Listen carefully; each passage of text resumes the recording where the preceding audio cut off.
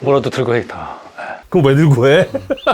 아제라이드 오늘 네이버 스튜디오 코로나 단계 하향으로 다시 쓸 수 있게 돼서 까만색 아이스크림. 3월 말 다시 찾아왔습니다. 이제 벌써 2021년 1분기가 다 끝나서 네이버 파트너 스퀘어를 찾아와서 오늘 저희가 우리 김태현 기자님 말도 안 된다고 주장하겠지만 또 오늘 황 대표님은 본인은 병풍이 되시겠다. 무슨 얘기인지 이제 천천히 들어보시면 아실 겁니다. 디자인을 어떻게 그림 보고 얘기하냐고. 피카소 그림 보고 얘기하지. 피카소도 그림 보고 얘기하지. 하여튼 피카소 그림이야 2디멘셔널 그림이죠. 자동차는 3차원적인 3디멘셔널 한 건데 어떻게 그걸 사진을 가지고. 조각도 사진 보고 얘기해요. 그럼요. 예. 아니 뭐 얘기할 사람 하세요. 난 할 말이 없어 그럼. 요즘 제일 관심 있는 올해는 이제 현대기아차가 가장 특징적인 모델이 전기차인데요. 믿거나 말거나 그림만 보고를 한번 진행을 해보겠습니다. 자, 첫 번째 아이오닉 5랑 EV6. 일단 먼저 아이오닉 5 얘기를 해볼까요? 저게 그 현대기아 최초의 eGMP 전용 전기차 플랫폼이죠. 전용 전기차 플랫폼을 가진 데가 현재 몇 개 없잖아요. 폭스바겐 그룹이랑 물론 이제 제일 먼저가 테슬라지만 테슬라, 폭스바겐, GM, 도요타, 현대 딱 5군데. 뭐 르노, 닛산도 아직 그건 전용 플랫폼 아직은 발표 안 했어. 그렇게 얘기하면 또 이제 서운하다는 사람들이 중국에 가면 전기차 전용 플랫폼이 엄청 많은데 무슨 소리 하는 얘들 대표적으로 BYD. 사실상 BYD가 테슬라보다 전기차 전용 플랫폼을 먼저 한 회사인데 뭐 하여튼 저희가 많이 떠드는 회사들 중에서는 전기차 전용 플랫폼이 드물어서 최근에 이제 뭐 벤츠도 전기차 전용 플랫폼을 만들어가지고 곧 상용화를 할 예정이지만 eGMP 플랫폼으로 만든 아이오닉 5 그리고 기아 EV6 같은 플랫폼을 가지고 얼마나 디자인 차별화에 성공했을지 그런 카니발라이제이션도 한번 저희가 다뤄보도록 하겠습니다. 과거에 이제 K5랑 소나타 같은 경우에 이제 도입 얘기로 역시 같은 파워트레인에 같은 차체를 쓴 건데요. 어쨌든 디자인의 차이로 작년에 이변이 일어났죠. K5가 소나타를 간단하게 제압해버리는 그런 점에선 같은 형제 회사끼리도 몸도 같은데 디자인적으로도 충분히 소비자를 차별화할 수 있다는 걸 좀 보여준 것 같습니다.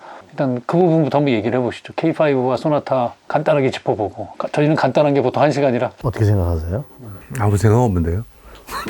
아무 생각은 전기차고 병풍이 무슨 생각을 해? 아니 생각 없어도 말은 하시잖아요.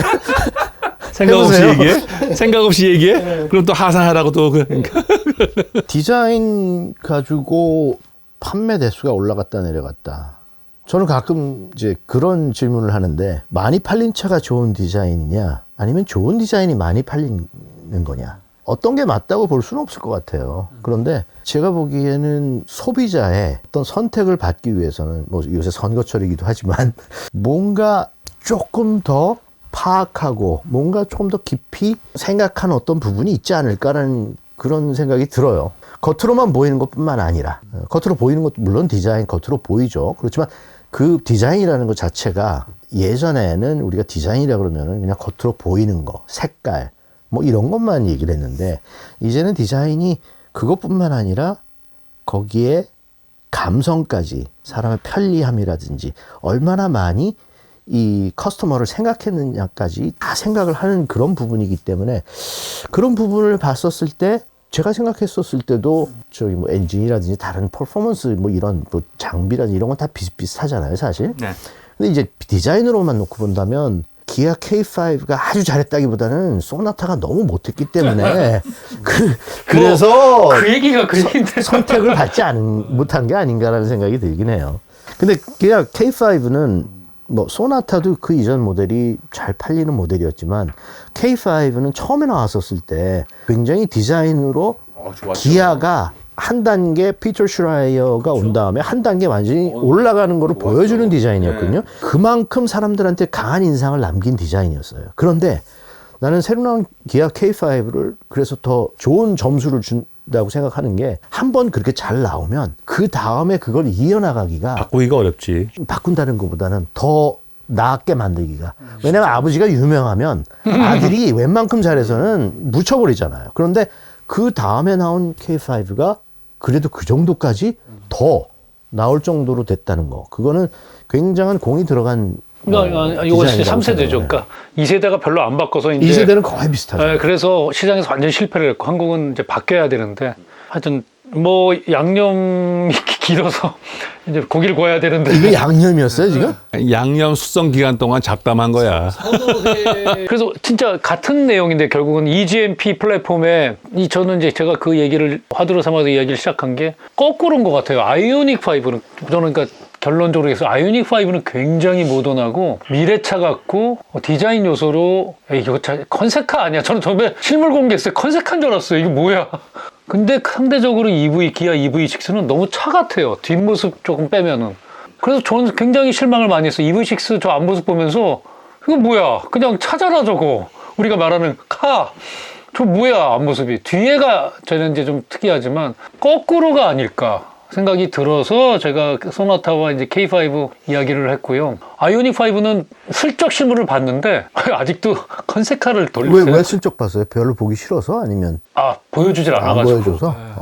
그래서 공식적으로 보여달라고 했더니 오늘 카마스터 오늘 판매 그거 하고 있다는데 하여튼 저게 정말 실물로 나왔다는 것 자체가 현대기아가 리더십이 코퍼레이트 거버넌스도 바뀌었고 회사가 바뀌고 있구나 뭐 그런 생각이 들더라고요. 오히려 테슬라 차는 디자인적으로 보면 그러니까 인테리어 실내를 타지 않으면 그냥 만화에도 나오는 더 카 그 영화 차 같은 것 같고 얘는 앞뒤 뭐 옆면까지 이거 뭐지 하는 안에는 뭐 솔직히 테슬라가 워낙에 혁신적이라 저는 일단 아이오닉 5하고 기아 EV6 이 두 차는 전기차 베이스 플랫폼을 새로 만든 거잖아요. eGMP. 그래서 전기차만의 플랫폼에 맞는 그 프로포션이 있기는 해요. 테슬라는 사실 그런 걸 잘 못 느껴요. 그렇지만 저는 테슬라 보고도 저게 왜 위에 윈실드하고 옆에 유리 같은 거 그런 게 조금 이렇게 가분수처럼 보이는 그런 부분이 생긴 게 보통 승용차 같았으면 안 그랬었을 테라는 생각이 들기는 해요. 왜냐면 이 플로어가 보통 SUV를 보면 모노콕하고 보디 온 프레임하고 이 높이가 다르잖아요. 일단 이 높이라는 거는 지상고를 얘기하는 게 아니라 승객이나 운전자가 탔었을 때 그 바닥 높이하고 차에 이거 잘 가져오셨네.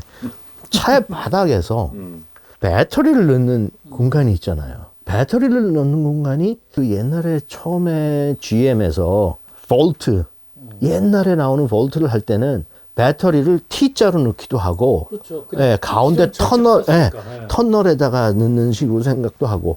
그런데 이제 배터리가 현재까지는 거의, 뭐 높이는 제가 잘 모르겠지만, 플랫하게, 넓게, 바닥을 다 까는. 스케이트보드 플랫폼이라고 요즘엔. 그게 무게중심도 그 무거운 배터리를 높은 데다 할 수 없으니까 낮춰서. 그렇게 하다 보니까 바닥에서부터 운전자나 승객이 차 안에 탔었을 때의 바닥, 그 높이가 보통 차보다 좀 높아지잖아. 그거에 따라서 또 달라지는 거는 당연히 중요한 것 중에 하나가 H포인트거든요. H포인트라는 거는 이 힙포인트죠. 여기 관절. 요추, 척추의 맨 끝. 그 힙포인트가, H포인트가 높아지고, 그거에 따라서 운전할 때 사람 그 90%를 주로 쓰니까, 90%이라는 건 90%, 그러니까 나머지 전 세계의 한 10% 정도만 작거나 크지, 그 나머지는 다 그 크기를 만족할 수 있을 만큼 의자도 올렸다 내렸다 하고 거기를 가지고 이제 인테리어 패키지를 시작을 하는데 근데 인테리어 패키지를 그렇게 하다 보니까 엑스테리어도 바뀌거든요 당연히. 그래서 보디가 커져요. 높아지고 저것도 보면 그 로드 클리어런스가 올라왔잖아요. 지상고가 일반 승용차보다. 그게 아니라니까. 저 올라왔잖아요. 지금 일반 승용차보다. 버디라는 건 이거예요. 근데 버디가 올라갔어. 두툼해졌어. 그러면서 H포인트도 올라가죠. 사람 타는 거. 그러면은 옛날 승용차 정도로 하면은 머리가 닿겠죠. 이건 올라가야 돼요. 근데 폭이라는 거는 제한이 있어. 어느 정도. 2m 갑자기 넘어갈 수가 없어. 요새 나오는 뭐 큰 차들도 있지만 그걸 하다 보면은 이 위에가 가분수처럼 되는 그런 프로포션이 나오기도 해요. 그런데 자, 그러면 여기 다시 돌아가서 아이오닉 5와 EV6 이 두 차의 프로포션 옆에서 있는 거를 두 개를 같이 비교해 보면은 여기가 락커라 그러거든요. 락커. 사이드 락커. 예, 락커가 이 차 바닥이죠. 바닥 부분 옆에 쪽에 살짝 더 튀어나오긴 해요. 이 바닥에서부터 여기서부터 여기까지 이 body라 그러는데 이 프로포션을 보면 굉장히 두꺼워요. 예를 들면 하얀색으로 봤었을 때 이 하얀색하고 여기에 락커의 패널이라든지 이걸 더해가지고 이것까지 다 만약 하얀색으로 했으면 엄청 뚱뚱한 밑에가 뚱뚱한 차가 되는 거죠.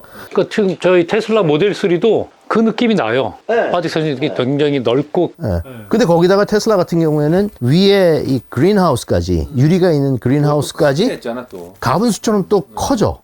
특별히 앞에서 봤었을 때 아니면 3쿼터에서 차를 이 방향에서 보는 거죠. 4분의 3 뷰라 그러는데 그쪽에서 보면은 쭉 커지고 거기에 이 글라스까지 쭉 올라가서 가분수가 되는 것처럼 보이는 경우가 있죠. 여기도 여기에 중간에 도어는 이 밑에까지 열려요. 그런데 그래픽으로 여기를 잘라놨어요. 그리고 또 여기에 벽에 붙어 있는 송풍구 그릴 같은 거를 그렇게 보이게 뭐 직접 제가 보지 않아서 잘 몰라요. 근데 해놨기 때문에 이걸 줄여요. 점점. 그런데 사실 여기하고 여기 이걸 보면 굉장히 큰 차예요. 뚱뚱하고 이 버디 섹션이 큰 차예요. SUV 같은 레인지로버 느낌도 나는 그런. 그런데 차 바닥이 옛날처럼 터널이 지나갈 필요가 없어요. 옛날에는 이제 rear wheel drive 같은 경우에는 드라이브 샤프트가 지나가야 되고 뒤에는 뭐 저기 유니버설 조인트가 있고 트랜스액서도 있고 뭐 이런 게 필요가 없고 왜냐면 배터리로 앞에 하나 뒤에 하나 아니면 각 휠마다 모터를 장착할 수 있으니까 지나갈 게 없고 또 그 이전에는 그 가운데 터널로 지나가는 게 이그저스트거든요. 배기 파이프가 지나가고 뒤에 가서 이제 사일렌서가 있고 하는데 근데 그런 게 없이 평평했으니까 인테리어 스페이스를 효과적으로 활용하기에는 아주 더 장점이 있죠. 저는 조금 전에 이런 생각이 들었어요. EV6 그 다음에 아이오닉 5 소세지를 먹고 디저트로 케이크를 먹는 것 같은 느낌이 들어. 그러니까 EV6는 버디 섹션이 소세지 같아요? 소세지 같은 느낌이 들어요.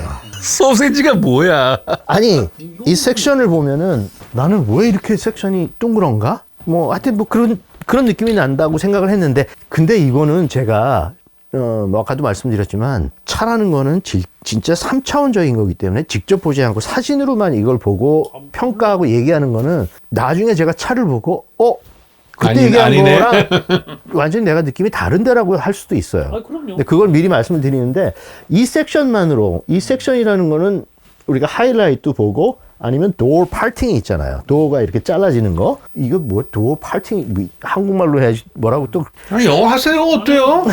이 문 절개선 문 잘라진대. 문 잘라진 문 잘라진 이거를 보면 모양을 이 쉐입을 알 수가 있어요. 이 버디의 그 섹션을. 근데 여기서 보면은 굉장히 난 이거 보고 소세지 같다는 생각이 들더라고. 뭐 기아에 아는 친구하고 잠깐 얘기를 했더니 덩커버케가 이 소세지 섹션을 되게 좋아하는 그 선호하는 섹션이래요. 그래서 이런 식으로 조금 나오는 경향이 있다는 얘기를 하더라고요. 근데 그렇죠. 그때는 저것까지는 돈코볼 계획가 했겠네요. 지금 기아 디자인 총괄은 이제 다시 왔잖아요, 동거밖에. 근데 기아는 지금 디자인 총괄이 BMW 출신 카림 하비브.